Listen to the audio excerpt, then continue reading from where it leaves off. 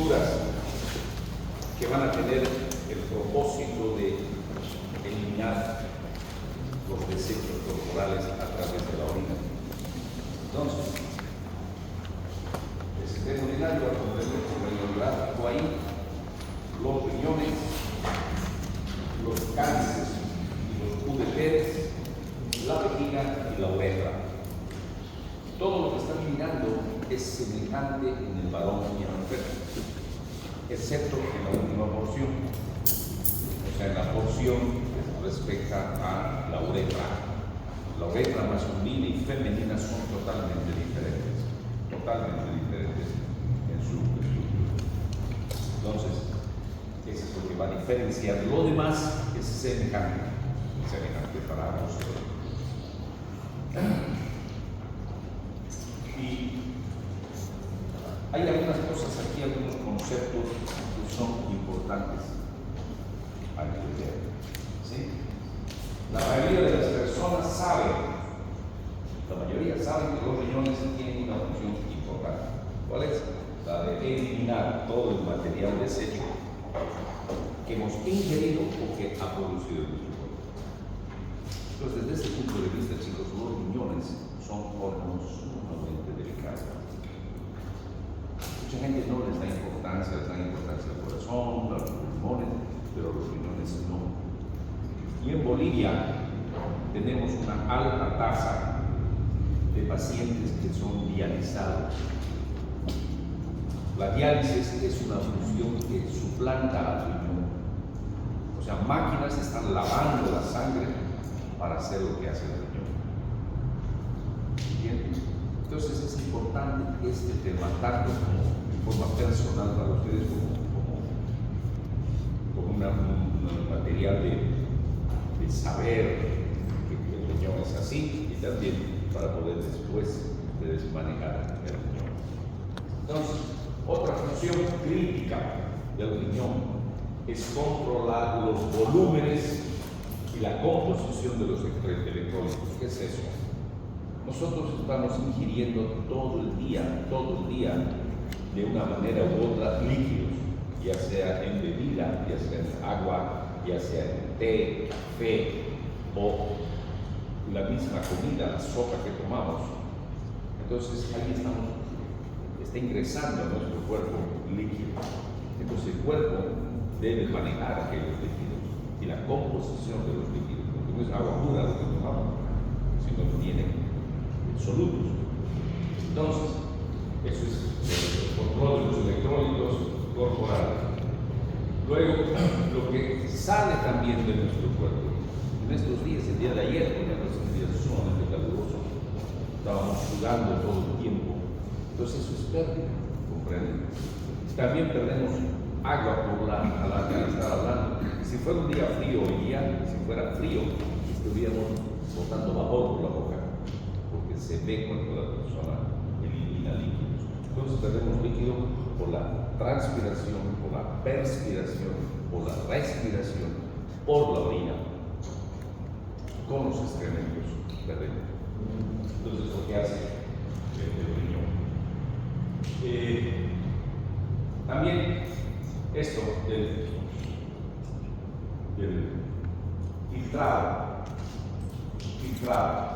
del plasma. Entonces es el modo en que los riñones están limpiando la sangre, están filtrando al plasma. Y finalmente los riñones aclaran. Estas palabras que están leyendo son términos que se utilizan en medicina.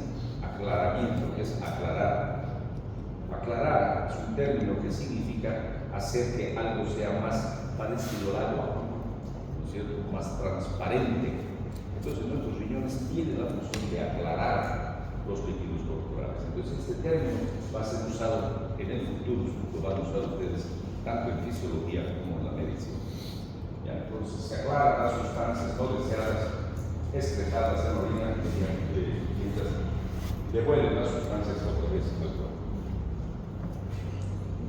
Bien, tenemos funciones bastante específicas que están colocadas aquí. Entonces, excreción de productos metabólicos, de desechos manzanitas extrañas.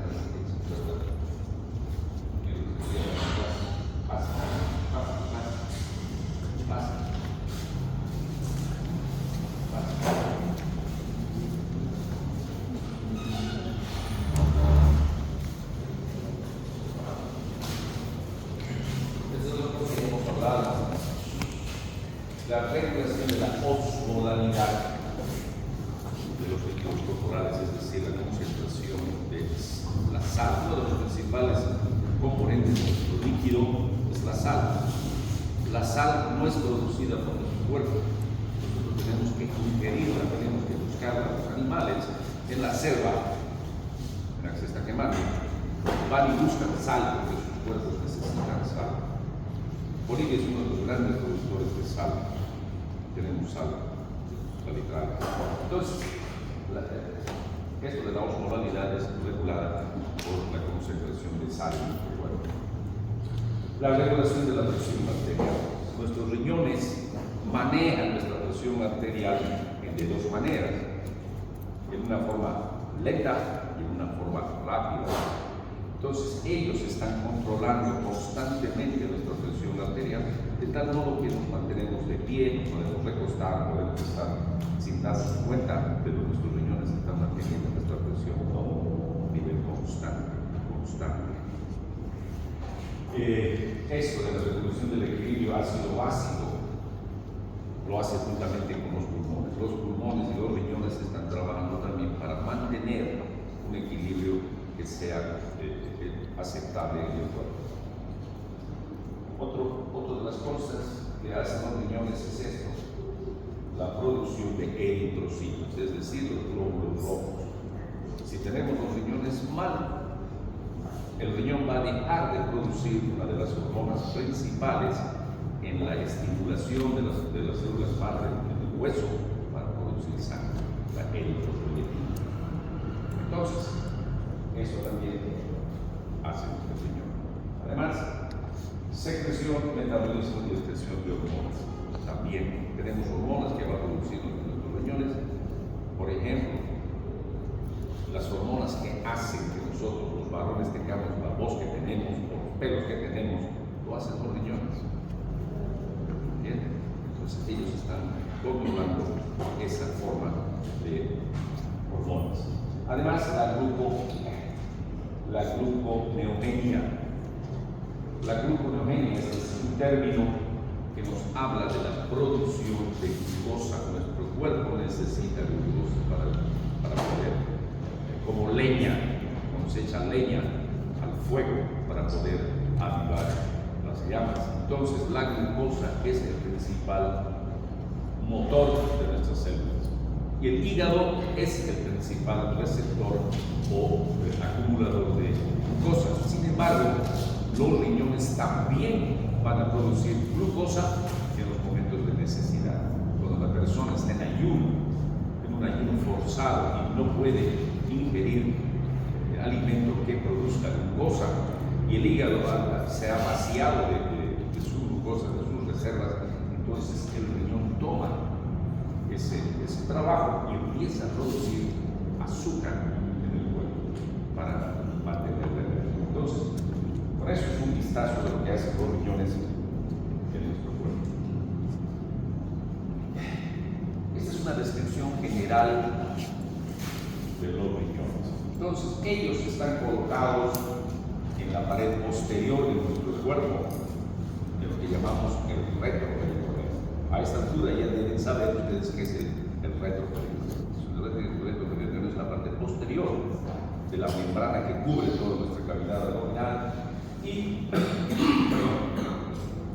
cada riñón, como dice el libro, aproximadamente 160-150 gramos pesa cada uno.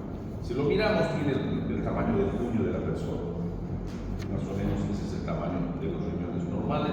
Ambos son semejantes, solamente que el riñón del lado derecho está un poquito más bajo que el izquierdo debido a la presencia del hígado. ¿Sí? Hay una porción central, esta porción que se llama el íleo. Recuerden que íleo es una porción del cuerpo que permite la entrada y salida de elementos vasculares y nerviosos linfáticos. El pulmón tiene su ilio, el ilio pulmonar, el hígado tiene su ilio. En el último examen que hemos dado sobre el estómago, dice que la curvatura dentro del estómago es considerada como el ilio del estómago. Entonces, igual, el Señor tiene un ilio, ¿sí? Por donde están entrando las arterias, están saliendo las venas, los nervios, los linfáticos que están llevando sangre al riñón. Además, cada riñón está envuelto en una cápsula especial que evita que las células que hay en el riñón se disgreguen. Entonces, tiene una cápsula mucho más resistente que la del hígado y que la del vaso. Es por eso que el vaso y el hígado son los que se lesionan frecuentemente cuando hay trauma. Los riñones no. ¿Por qué? Porque esa cápsula, porque cuando el riñón estalla o se rompe es porque el impacto ha sido sumamente tremendo, de tal manera que los riñones se abren. Pero normalmente no lo hacen. ¿Por qué? Porque tienen esa cápsula que no se puede. ¿Sí?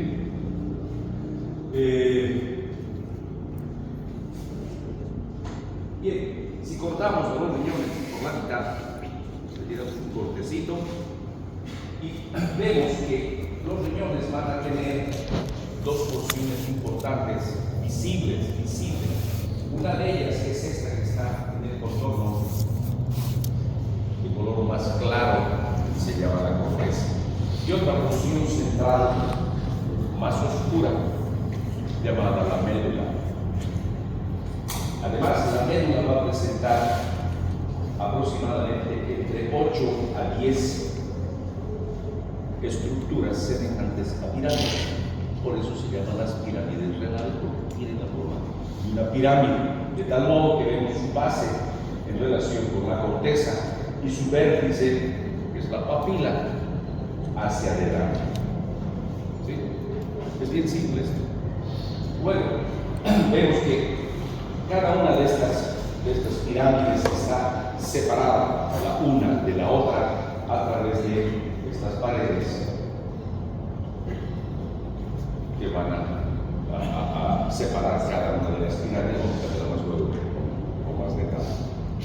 Y todas estas papilas van a desembocar o van a vaciarse hacia unas estructuras, a 3 estructuras grandes, y 1, 2, 3, que normalmente existen en cada riñón, llamados los cálices. Cálices menores, cálices mayores y la pelvis renal. La pelvis es una estructura semejante a un embudo, a un portugués. ¿Ah? ¿Cómo se dice embudo en portugués? Eso, muy parecido a eso. Entonces, ahí, ¿sí? Y luego va a comenzar la vía urinaria externa. También es importante saber que estas estructuras contienen en su interior músculo liso. Entonces, la orina se vacía en la vejiga por peristaltismo, igual como sucede en el esófago o en otras partes del peristaltismo. Bien, retroperitoneal. Aquí vamos a refrescar lo que habíamos estado hablando. ¿Qué es el retroperitoneal? Entonces, el retroperitoneal es aquel espacio peritoneal posterior, como estamos mirando aquí. Aquí se ha retirado aquella lámina, aquella serosa, que es el retroperitoneal. Estamos mirando la organización que existe en la pared posterior del abdomen. Podemos dividir ese retroperitoneal en 3 porciones. Tenemos una porción central y 2 porciones laterales. ¿Sí? En la porción central vamos a ver la columna vertebral y seguidamente a la arteria aorta abdominal descendiendo y a la vena cava abdominal ascendiendo. ¿Sí? Esa es la parte central. Y a los lados estamos mirando a los riñones, uno más bajo que el otro, y vemos que en la parte superior de cada riñón existen unas pequeñas pirámides que son las glándulas suprarrenales, que son parte de cada riñón. ¿Sí? Bueno, en estas mismas estructuras estamos mirando el descenso de los ureteres. Los ureteres, uno derecho y otro izquierdo, además de las arterias y venas que están descendiendo juntamente por cada uno. Y finalmente en la porción central vemos la vejiga. ¿Sí? Medidas. ¿Qué medidas tiene? Pues hay que sacado del libro. Dice, cada riñón mide de 10 a 12 centímetros, alto de 5 a 8 centímetros y 3 a 5 centímetros de espesor, grosor, en el adulto. Y su peso es de 150 a 170 gramos. ¿Ya? Ambos son iguales, los dos riñones son iguales. Bien, entonces vamos a describir aquí con más detalle. Vemos que cada riñón tiene un color, ¿sí? Estamos viendo el color, es un color rojo, pardo o vino, un vino oscuro. Vamos a tener dos polos, un polo superior, un polo inferior.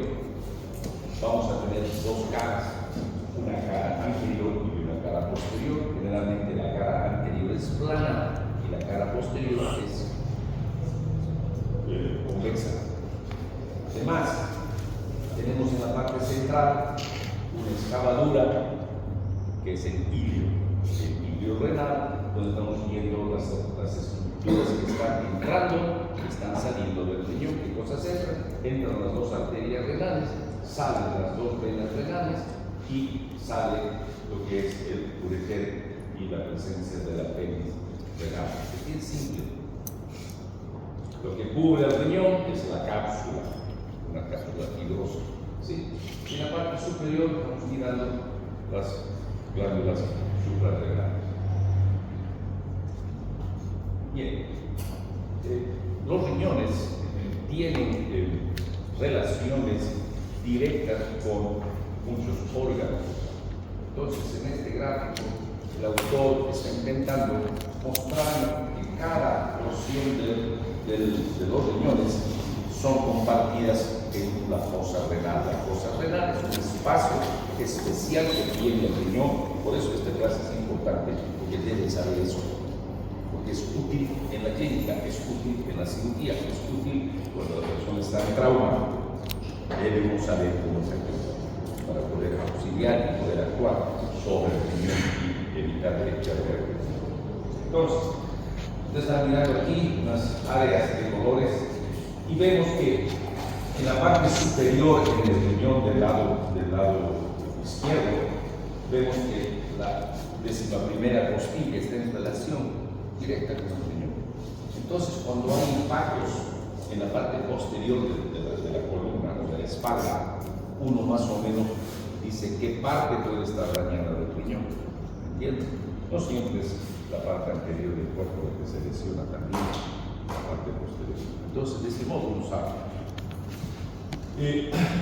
Vemos que tanto los dos polos superiores del riñón están en relación directa con el diafragma.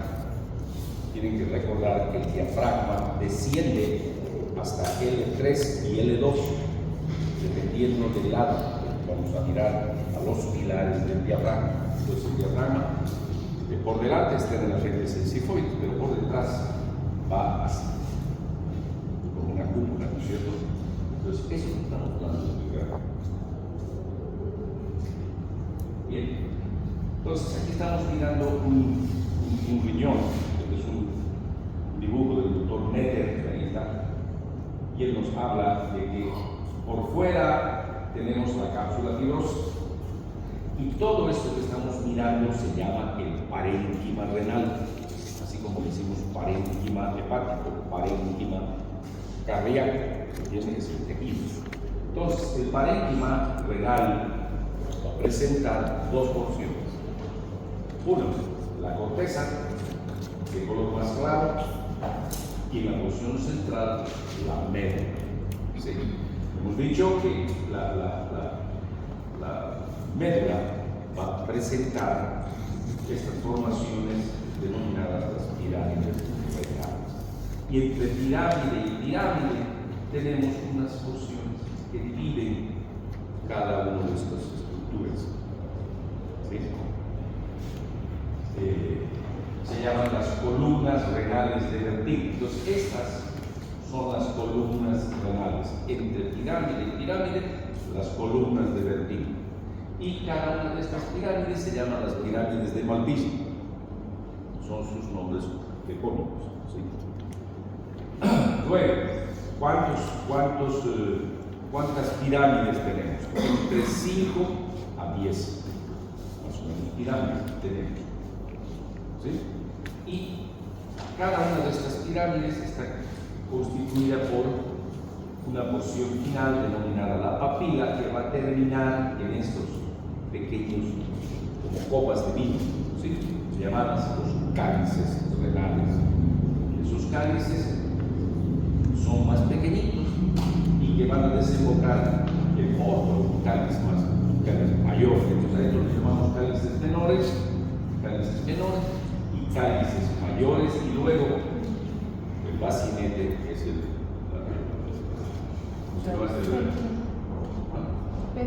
la apéndice.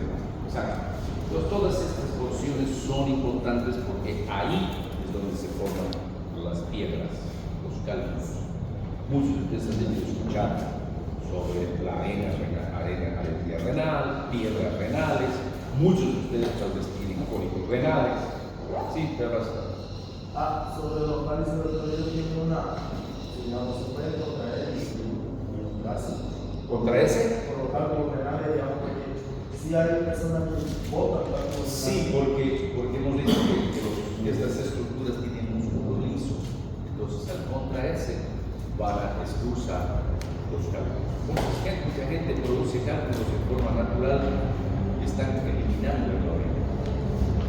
Gente que tiene tendencia a formar cálculos. Bien.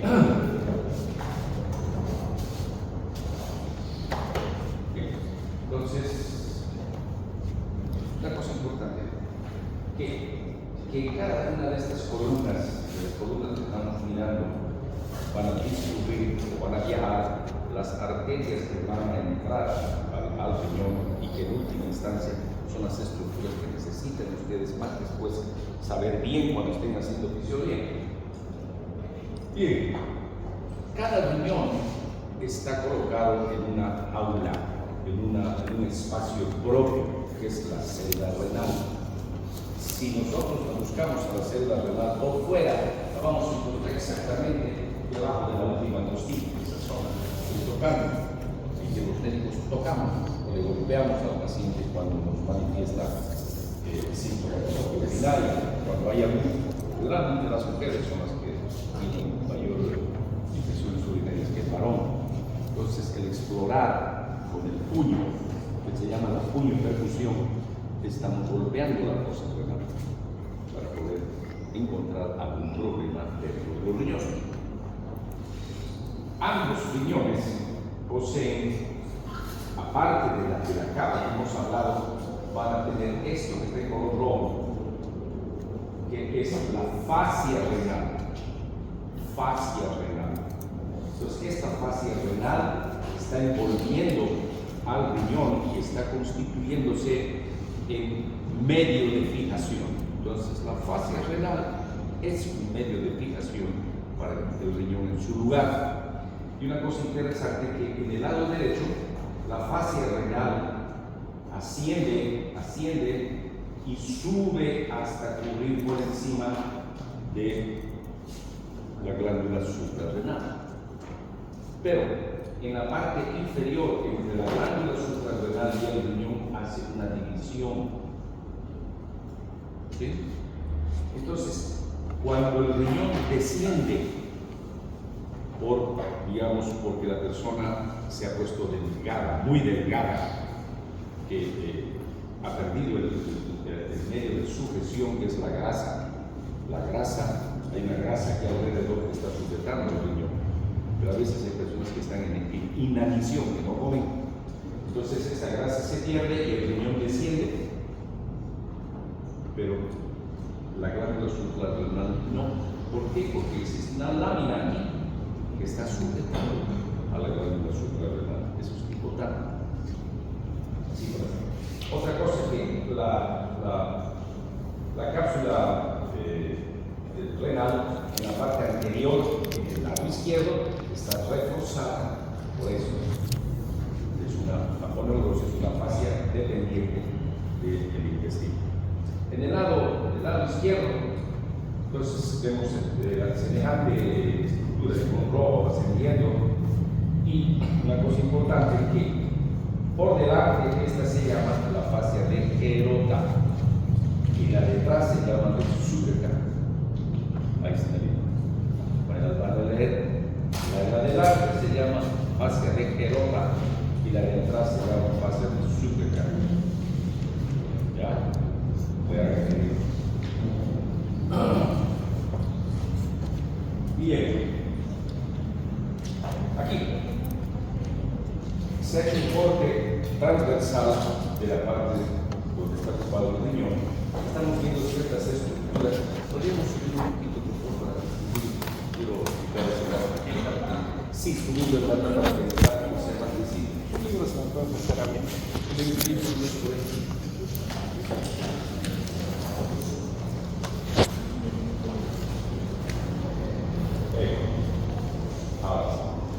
Presten atención al gráfico porque es el mismo que lo importante es que lo vamos a describir para que ustedes se entiendan. Entonces estamos viendo en la parte central a la vértebra, las vértebras lumbares, la vértebra lumbar por la última vértebra. Ya a los lados estamos mirando un grupo de músculos que están en esta parte posterior. Ahí, entonces cuadra lumbar, el erector de la columna, etc. Y la fosa renal o el espacio perirenal está por delante de esos grupos musculares, de tal manera que hay acceso a través del puño o a través de la palpación de esa fosa renal. Ahí estamos mirándolo al riñón con su propia cápsula, y luego tenemos otra que está envolviendo al riñón. En ese espacio en color blanco existe grasa, es la grasa perirenal. Esa grasa sostiene al riñón en su lugar, aparte de esta otra lámina que también sostiene al riñón, pero esta lo mantiene en su lugar gracias a la concentración de grasa, de gordura. Y por detrás tenemos otra lámina, aquí está, esta es la grasa perirenal. Entonces, esta estructura es la que hay que conocer bien. Dice, el espacio perirenal se interpone entre la cápsula fibrosa y la fascia renal. Dos cosas estamos mirando aquí. Estamos mirando el espacio perirenal y dos cosas. Tenemos la cápsula fibrosa del riñón, esta, y más hacia afuera, esta otra, que es la fascia renal. ¿Sí? De ese modo se está formando un espacio especial para el riñón. Sucede de que existen a veces anormalidades en el riñón cuando no se encuentra, cuando hay doble riñón en un solo lado, cuando no hay riñón en un lado y en el otro sí, o a veces podemos tener riñones en herradura, o sea, son anormalidades, y a veces tenemos ectopías. Las ectopías se refieren a un término de que el órgano no está en su lugar. Entonces, cuando el riñón desciende y lo encontramos en la pelvis, hablamos de un riñón pélvico, podemos encontrar. Importante de esto que estoy describiendo, de que la cápsula adiposa, esta que estamos mirando aquí, esa cápsula es muy importante porque reacciona con las infecciones del riñón. Por ejemplo, si una persona, cualquiera de ustedes, de las chicas, tiene una infección urinaria, no se trata que hay infección urinaria y las bacterias tienden a ascender. Al comienzo, la persona puede sentir dolor al orinar, ardor, y a veces se pasa, pero la infección continúa y asciende hacia la vejiga, y eso se llama cistitis. Primero se llama urefritis, porque está en la uretra. De ahí viene la cistitis, que es una urgencia de orinar. Yo creo que todos aquí en algún momento lo han tenido, o por lo menos las chicas, que es más frecuente, porque es anatómico. Luego, si la infección continúa, entonces ella va a ascender por los ureteres hacia el riñón, y a eso lo vamos a llamar nefritis. Está yendo al riñón la infección. Y cuando se infecta toda esta grasa, a eso se llama perinefritis. ¿Y cómo se caracteriza? Los pacientes están con escalofríos, con gran dolor en el renal, y a veces casi están orinando pus. Uno hace el examen de orina y está llenito de glóbulos blancos. Entonces, esa es la importancia, ¿entienden? De esta descripción que estoy haciendo, para que se les quede en la cabeza en el futuro, cuando estén diciendo médicos van a darme gracias al doctor Mercado por habernos contado lo que nos ha contado. Ya, se les va a quedar en el mundo. Bien, entonces importante de la celda renal es que la cápsula adiposa del riñón reacciona en relación a las infecciones renales, perinefritis, absceso, etc. Doctor, esa cápsula adiposa va eliminando la cantidad de funcionales. Exacto. Por ejemplo, cuanto más voluminosa es la persona, cuanto más gorda, tiene más grasa en los riñones. Si ustedes matan a un buey engordado, los riñones están llenos de grasa. Entonces la grasa, exacto, sostiene. Es igual en el ser humano. Continuamos. Bien, eso mismo, el espacio para renal está refiriéndose al otro espacio, a este que está aquí, entre la cápsula y los músculos. Se puede acceder al riñón abriendo la musculatura y uno puede llegar al riñón cuando es necesario hacerlo. Ahí está, cuerpo adiposo de horas. Relaciones de las listas. Entonces, el riñón, colocado en su lugar, va a guardar relaciones importantes con las estructuras, por ejemplo, en el lado izquierdo, con el vaso. Entonces, la presencia del vaso junto con el riñón a veces confunde cuando existe, por ejemplo, un trauma en esa zona. Entonces, uno debe identificar si es el vaso o es el riñón el que está siendo afectado. Es cierto que el sacar tomografías, radiografías es una cosa común, pero el médico debe saber o ver la posibilidad de qué es lo que está lesionado para pedir un examen correcto. Estamos viendo aquí que el riñón va a tener porciones, tres porciones, de acuerdo a la relación que tiene con ciertos órganos. Estamos mirando aquí, en la parte superior, el riñón va a tener relación con la cola del páncreas. Aquí estamos viendo la cola del páncreas, aquí estamos viendo al vaso, y aquí estamos viendo la parte inferior del estómago.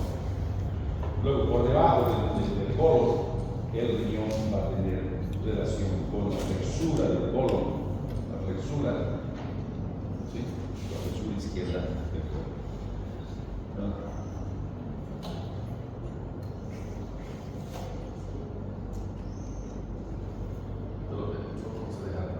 Vamos a ir a la vascularización. Los riñones tienen sus arterias propias, es decir, arterias que van a alimentar al riñón, y aquí está el secreto de conocer el riñón más hacia acá. Entonces, importante, dos arterias independientes salidas de la arteria aorta abdominal van a irrigar al riñón, ¿sí? Una rama derecha y una rama izquierda, eso es lo que está hablando igual, pero vamos a ir hablando seguidamente. Fíjense, el riñón, ya sea izquierdo o derecho, no importa, tiene una arteria principal, y a partir de esta arteria principal ella se va a ir subdividiendo, formando pasos para cada porción del riñón. No sé si lo leen, no está en memoria. Entonces, vamos a agarrarlo. Bien, entonces, si se fijan,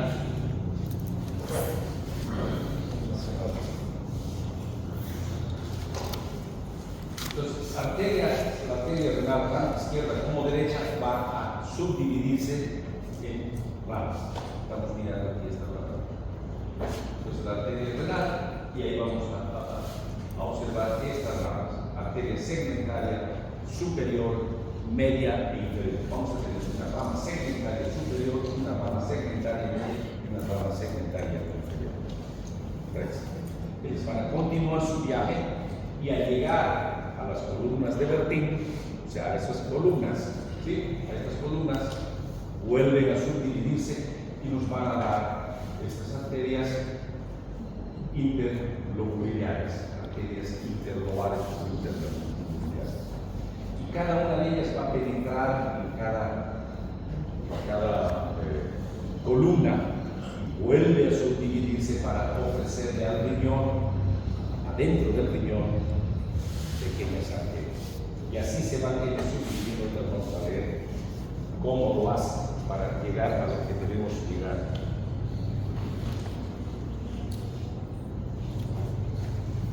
Bien. Entonces, aquí estamos mirando esa división. Entonces, el riego sanguíneo de los dos riñones es normalmente alrededor del 22% del volumen sanguíneo.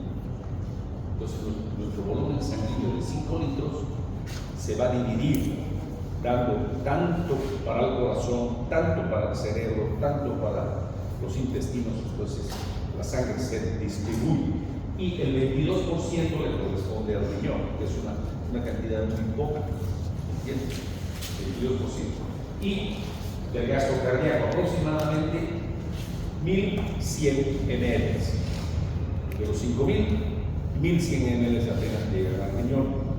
Cuando una persona está en hemorragia, cuando está accidentada, se ha fracturado la pierna y está sangrando por dentro, entonces el cuerpo va a entrar en alarma y lo que va a hacer es mandar sangre al cerebro, al corazón, y el riñón empieza a mal funcionar.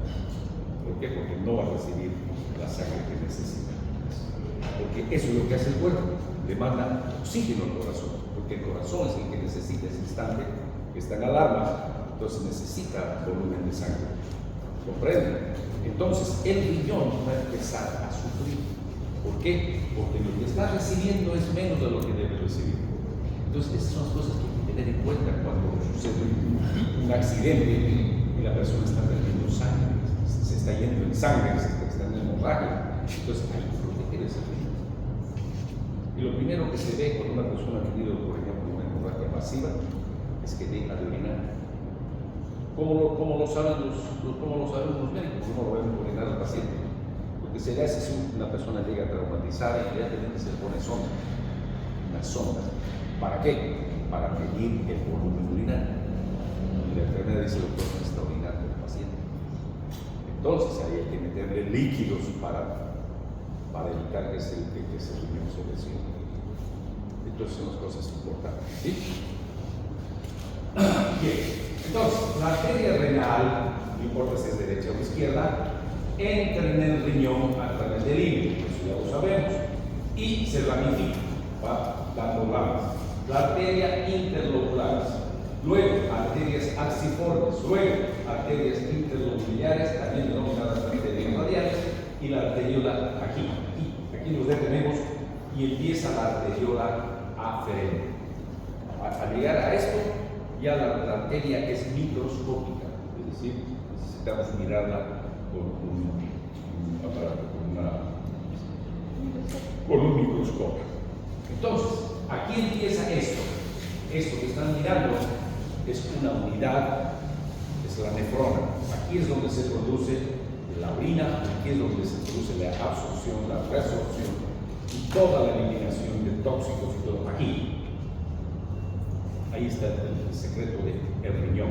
Entonces, al llegar de esta arteria a esta arteria, que es la arteria aferente, la arteria aferente va a penetrar dentro del parénquima renal y se va a formar un ovillo, como una bola de lana, semejante a eso. Piensen que esto es una lana que está envuelta. ¿Sí? Ya. A eso se llama glomérulo. Este conjunto de vasos, que es uno solo, he empezado a hacer muchas vueltas, se llama el glomérulo. Entonces la arteria aferente, luego van a formarse los capilares glomerulares y luego va a salir otra rama, que es la arteria eferente. Esto es importante, chicos, que entiendan. Aquí está todo el secreto de más tarde cuando estén llevando riñón y fisiología. El riñón es difícil, es una materia difícil, no se está aprendiendo, pero aquí está la cosa, saber bien. Saben eso, ya les va a resultar mucho más fácil todo lo demás. Entonces, una vez dividida la arteria en todas estas ramas que estamos leyendo aquí, se forma la arteria aferente, luego las arteriolas, los capilares y glomerulares, y luego la arteriola eferente. Y ella continúa su viaje y va a envolver a todas estas estructuras que ven aquí. Y a esas se van a llamar capilares periculares. Entonces, una vez entrada la arteria, formado el glomérulo, sale la arteria y se vuelve arteriola eferente y capilares periculares. Entonces, esto es lo que deben aprender bien. Su memoria debe estar en el cerebro, de tal manera que van a entender, cuando vayan leyendo el libro de fisiología de Geiger, van a entender.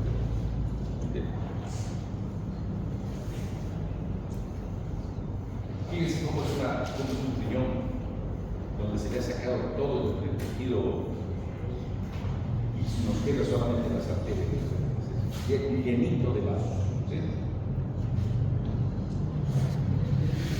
Bien, entonces cada riñón va a tener una unidad estructural llamada la nefrona. Entonces la nefrona es la unidad funcional del riñón y hay dos tipos de nefronas. Tenemos nefronas corticales, es decir, nefronas que están en la corteza, y tenemos las nefronas yuxtamedulares, o sea, cerca de la médula, quiero decir, corticales y yuxtamedulares. Pero cada una de ellas tiene la misma estructura. Va a tener una cápsula de Bowman. ¿Cuál es la cápsula de Bowman? Es una estructura que está envolviendo este ovillo. A eso se llama la cápsula de Bowman, es el lugar donde se va a formar la orina. Luego vamos a tener al glomérulo, vamos a tener un tubo contorneado proximal, es decir, que este tubo que está contorneado está cerca, por eso se llama tubo contorneado proximal. Vamos a tener el asa de Henle externo, vamos a tener el túbulo contorneado distal y el túbulo colector este, es el que va a recorrer el riñón. Entonces, cada una de estas porciones que están hablándose, describiéndose acá, tiene una función específica en lo que es la producción de orina. Una orina que sea clara, una orina que sea más oscura, una orina que sea más concentrada, etc. Eso ya es fisiología. Ahí está. Entonces, estábamos mirando aquel ovillo, el glomérulo, y por fuera, estamos viendo esto amarillo alrededor. A eso se llama la cápsula de Bowman, y de la cápsula de Bowman va a salir un túbulo. A este le vamos a llamar túbulo contorneado proximal, y luego se va a alejar y va a llamarse túbulo contorneado distal, y este que estamos mirando se llama el asa de Henle. El asa de Henle tiene una porción descendente y una porción ascendente, cada una de ellas con funciones específicas del cuerpo, por eso es importante. Y fíjense que una porción del glomérulo está en la corteza y otra porción, que son los túbulos, están en la médula. Corteza aquí arriba, médula acá abajo. Entonces en la médula vamos a tener el túbulo colector, que va a formar posteriormente las papilas, y va a formar los cálices, etc. Bueno, son figuras más o menos que nos van mostrando. Por ejemplo, aquí en la parte central estamos viendo las 4 funciones que hacen el riñón. Por ejemplo, estamos viendo que va a filtrar, va a reabsorber, va a secretar y va a excretar. Son palabras diferentes que van a tener que aprenderlas luego que me estén llevando la materia de fisiología. cada porción cumple entonces con diferentes funciones. Solamente se lo para mostrarles qué es lo que hace el riñón. Bien, y si nos vamos a la histología, entonces histológicamente cada uno de los glomérulos va a estar constituido por estos capilares. Fíjense que cada capilar es una célula. Es una célula. Vemos a la célula que va a formar la capilar. Y sobre los capilares están estas otras células llamadas podocitos. Son células que tienen como si tuvieran pies, por eso se llaman podocitos. Entonces todos ellos en conjunto van a formar al glomérulo. Esto lo van a mirar en la histología, supongo que no han llevado el niño todavía. Ya, entonces van a llevar con la doctora eso, para poder entender qué es lo que pasa. Entonces, cada porción de esta la cápsula de Bowman, es la cápsula de Bowman, que es el glomérulo, que esta va a ser la arteriola aferente, esta la arteriola eferente, y esto va a ser el cuerpo yusta glomerular, que tiene funciones específicas en materia de la presión arterial. Es importante que cada uno de los capilares son celulitas que están constituyendo verdaderos tubos larguísimos que conforman esto. Bien, ¿cómo están formadas las estructuras que salen del riñón? Entonces, del riñón nos están saliendo los cálices menores, 3, aquí 1, 2, 3, y van a conformar los cálices mayores y finalmente el bacinero, ¿sí? O la pena renal. Luego de ahí continúa el ureter, glándulas suprarrenales. Las glándulas suprarrenales entonces son estructuras de forma piramidal semejante a un pedacito de gordura, de grasa.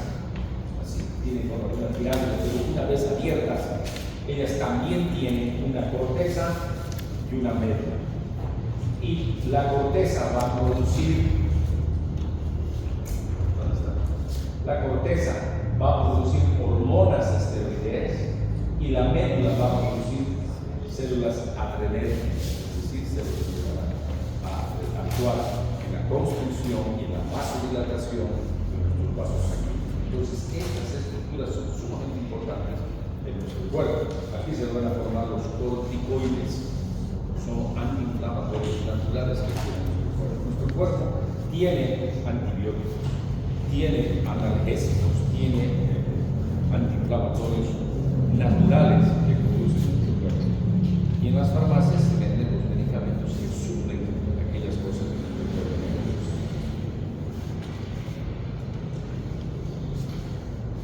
Bien, sobre dónde desembocan los ureteres. Entonces, los ureteres van a desembocar en la vejiga urinaria. Aquí estamos mirando un gráfico de Baroma. Entonces, si vemos a la vejiga tiene la semejanza de un balón, un globo, ¿sí? En el cual vamos a ver que tiene una parte superior que puede llegar incluso hasta nuestro ombligo cuando la persona ha guardado mucha orina. Hay ancianos que no orinan normalmente porque aquí se tranca, es la próstata. Cuando esto se tranca, entonces no pueden orinar y la vejiga se va llenando. Si nos fijamos, la vejiga está conformada por una musculatura especial, ¿sí? Que es distensiva. Dice el libro que la vejiga se adapta a los volúmenes de orina que le llegan. Entonces, normalmente podemos aguantar hasta 500 ml. Las mujeres se aguantan un poquito más. ¿Por qué? Porque las mujeres no orinan en cualquier parte, ¿no es cierto?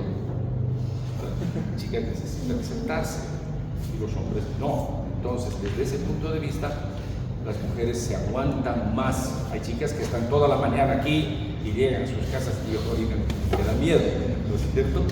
¿Por qué? ¿Por qué es eso? Porque no pueden entrar a cualquier baño, porque son sucios. Entonces, la capacidad normal de la vejiga es de 500. Y cuando sobrepasa esta cantidad, vienen las contracciones para que se vacíe la vejiga. Para que se vacíe.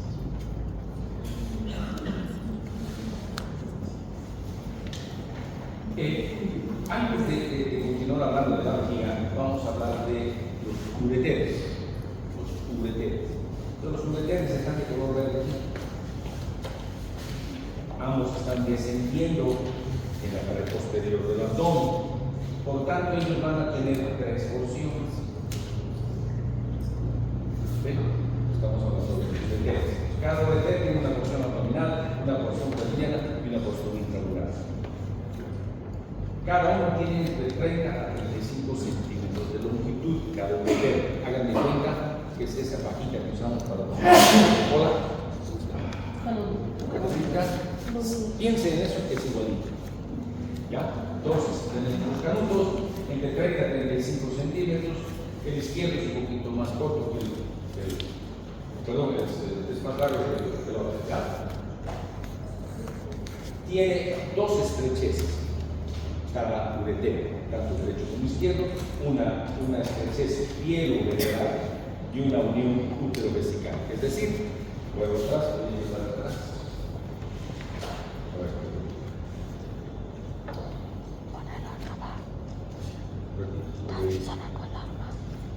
Aquí estamos mirando, está entrando el ureter a la vejiga.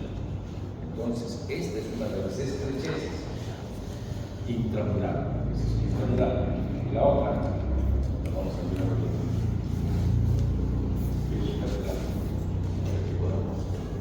para que puedan entender. Aquí. Pues aquí estamos mirando al aquí. Es una de las primeras estrecheces y la segunda es en la vejiga. Entonces, leemos acá.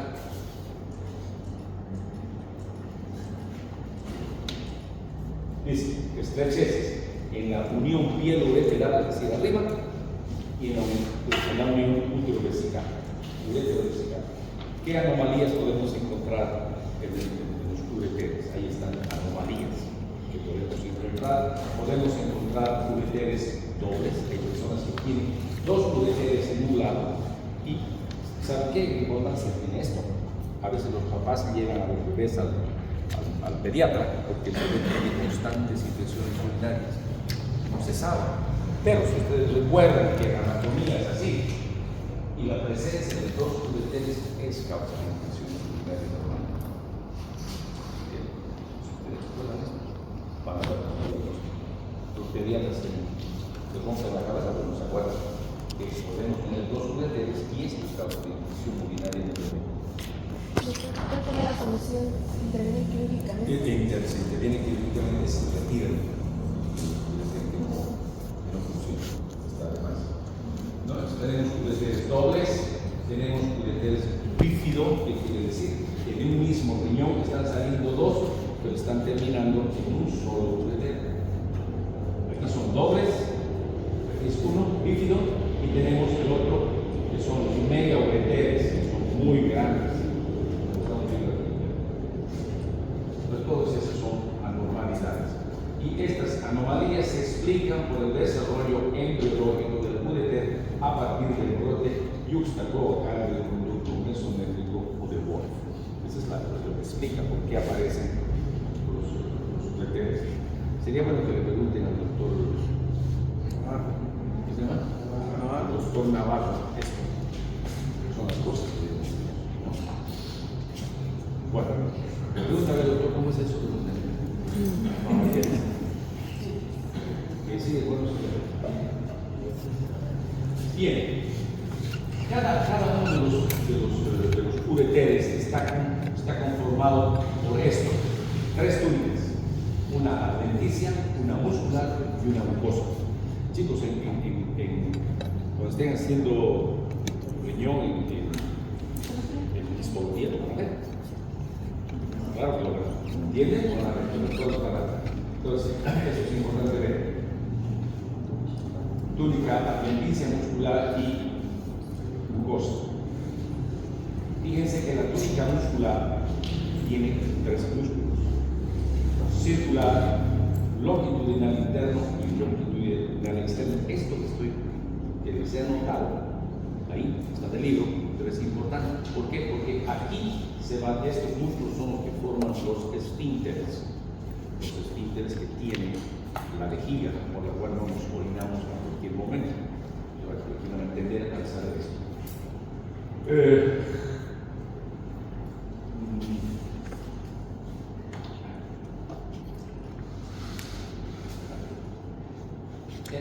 En la mujer, la formación del ureter va a tener que atravesar un segmento específico del ligamento ancho. Cuando estemos viendo el aparato genital femenino van a entender mejor.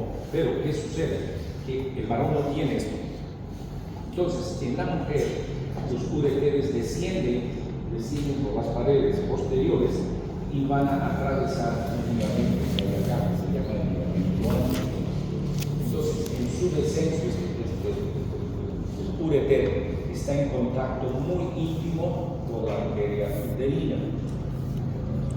Cuando existe una cesárea y el médico debe entrar y cortar el útero para sacar al bebé, debe recordar cuando hace la incisión de que la incisión no puede ser ancha y grande. ¿Por qué? Porque puede agarrar en el corte, puede agarrar al ureter y no darse cuenta. Suturar y terminar la cirugía si esa mujer no orina. ¿Por qué? Porque sus ureteres han quedado dentro de la sutura. Entonces, por eso es importante lo que estoy hablando, que los ureteres en la mujer descienden por el ligamento ancho y que durante una cesárea se debe tener en cuenta de que puede ser lesionado inadvertidamente el ureter o ser incluido en la sutura. ¿Comprende? Entonces, esos son los cuidados que debe tener un ginecólogo cuando está haciendo una cesárea. Aquí está. El libro habla de eso. Aquí está. Bien. ¿Qué sucede cuando el ureter ya ha penetrado dentro de la vejiga? Dentro de la vejiga, el ureter acaba de entrar y va a formar un espacio en la parte inferior de la vejiga, un trígono, es decir, tres partes en el fondo de la vejiga. Esto es en el varón y en la mujer es igual. Entonces, un ureter entra por un lado, el otro ureter entra por el otro lado y forman dos orificios. ¿Ya? Y que por delante existe otro orificio. Estos dos orificios son los orificios ureterales y este es el orificio uretral. Escuchen bien. Orificios ureterales y orificio uretral. Entonces, este es el orificio de la uretra, por donde va a salir la orina al exterior, y estos otros son los orificios que permiten la entrada de la orina desde el riñón a la vejiga. Entonces, cuando están leyendo, lean con calma y entiendan esto que estoy hablando. Entonces, de arriba descienden los dos ureteres y penetran formando los orificios ureterales. Y por delante, el orificio uretral permite la salida de la orina hacia acá. A esto llamamos trígono vesical. Bien, aquí hay unos conceptos. La vejiga urinaria es un reservorio, es decir, que ella va a recibir la orina hasta un instante en que dice, vamos a orinar. Comprende, es un reservorio, lo mismo que es el ciego o la ampolla rectal. La ampolla rectal es un espacio que espera que se llene de materia fecal para contraerse. ¿Sí? Lo mismo es eso.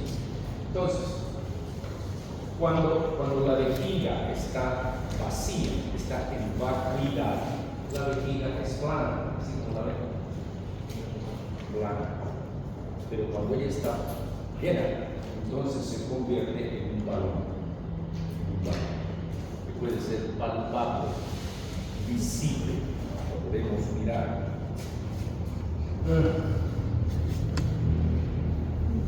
Bien, el vértice de la vejiga, ¿qué sucede? En la parte superior de la vejiga hay un ligamento llamado auricular, y ese ligamento se comunica con nuestro ombligo. Muchas veces, a veces hay dolor en el ombligo, usted lo palpa así y produce dolor en la vejiga, que es porque hay un niño. ¿Qué va a pasar?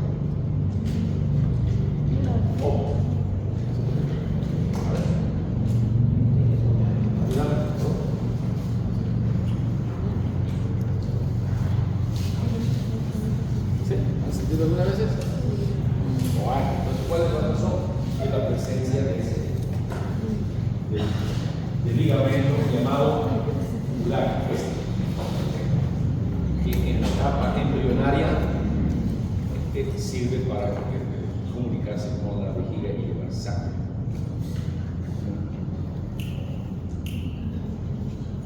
Bien, fíjense aquí, hay dos cosas importantes. Arriba estamos tirando un corte longitudinal, pero coronal, es decir, cortada la persona por acá y estamos tirando un corte coronal. En el primer gráfico estamos mirando a una vejiga femenina y en el de abajo estamos mirando a una vejiga masculina. Fíjense que la vejiga femenina tiene una uretra cortita, no tiene más de 2.5 o 3 centímetros y se exterioriza en el introito vaginal. En tanto que en el varón no sucede, ¿comprende? Una vez que la vejiga atraviesa el piso de la pelvis, inmediatamente penetra en el cuerpo esponjoso del pene. Entonces, estas son las grandes diferencias anatómicas que hacen que la mujer tenga infecciones urinarias y el varón no las tenga. Comprende que en esta forma la uretra está en contacto con las estructuras de la región vaginal. Por eso las chicas tienen más frecuentemente infecciones que los varones. Esa es una explicación. Ahí está, otra vez lo mismo. Entonces estamos mirando aquí en la mujer la vejiga y apenas esto, que son 3 centímetros, y luego se exterioriza en los genitales. En tanto que en el varón no acontece. Esto es importante saber para poder explicar al paciente y decirle que esta es la razón por la que usted tiene esto u otro. Bien, la presencia entonces de la vejiga, el recto y el útero en la mujer, aquí estamos mirando una pelvis que sigue cortada así, transversalmente, aquí estamos mirando estos fondos de sacro de espacio. Fíjense, vamos en el sacro y adelante el pubis, sacro y pubis. Entonces, la disposición de las estructuras genitales son por delante la vejiga, por detrás el recto y en la parte central el útero. Este es el ligamento ancho que les había hablado por donde bajábamos de texto acá. Entonces, cuando se corta el útero, puede el corte o la sutura agarrar aquellas arterias. Bien, fíjense, es una fotografía de una señora que está echada. Estamos viendo la vejiga, miren cómo se puede ver. Aquí debe haber por lo menos su líquido de orina. Sí, un año, no me acuerdo si fue el 2013 o 2014, me llamaron para hacer una interconsulta. Entonces, en el hospital donde yo trabajaba, como en todos los hospitales, están por departamentos cada especialidad: ginecología, pediatría, medicina interna y cirugía.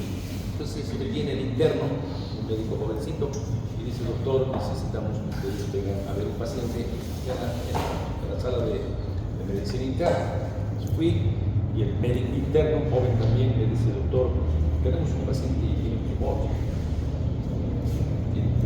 Sí, entonces escuché todo lo que él me contó del paciente. Vamos, miremos al paciente, lo miramos al paciente, lo miré así, estoy mirando aquí, y le dije a la enfermera: por favor, traiga una sonda.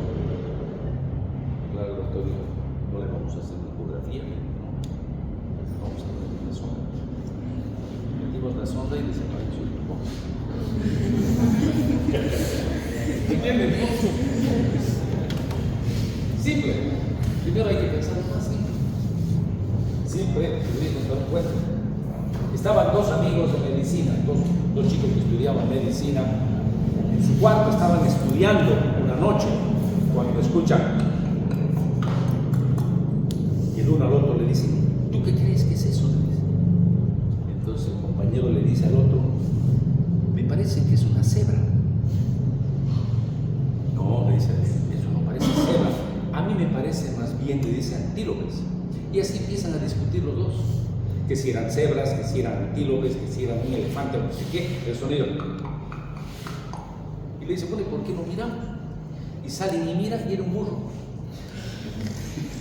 Era un burro el que estaba caminando, ¿entienden? Los dos amigos estaban discutiendo cosas tan difíciles, que si era una cebra, que si era un antílope, y lo más simple era que era un burro. Estaba ahí afuera. ¿Entienden el mensaje? El mensaje es que siempre hay que pensar lo más simple, lo más simple. Ya después vamos a pensar en cáncer, primero hay que pensar en lo más simple. Siempre. Estamos viendo cómo esta persona puede extender su.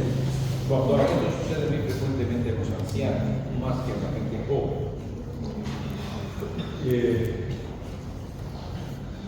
Esta es una manera de canalizar la oreja.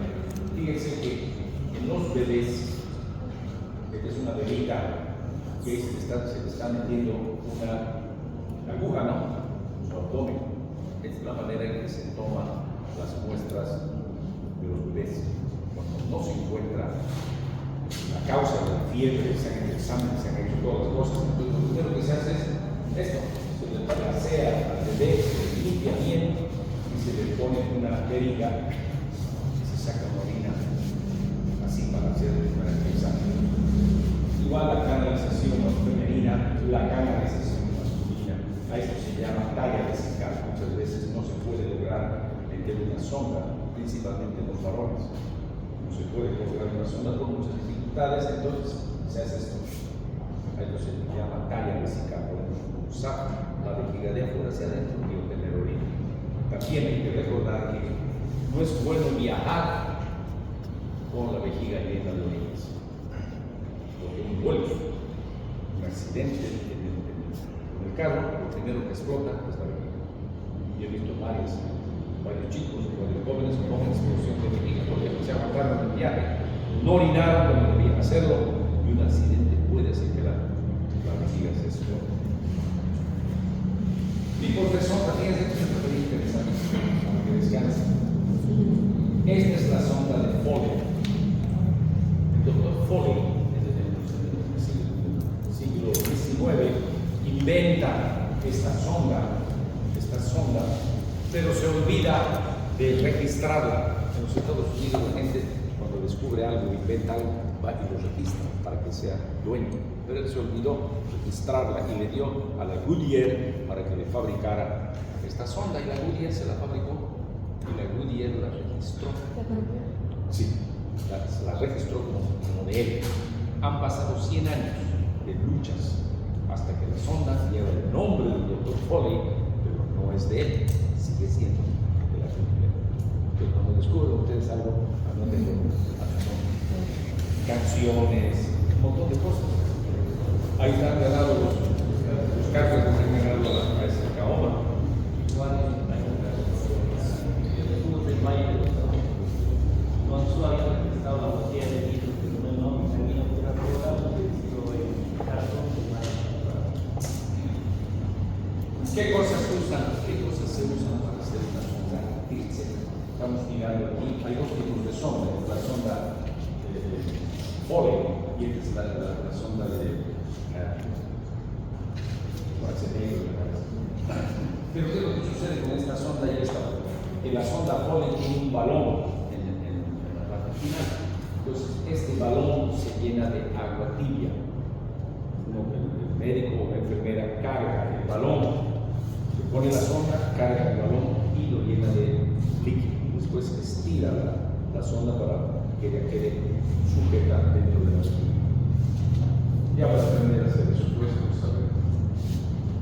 vamos a dejar ahí, estoy cansadito. Bien, entonces el día de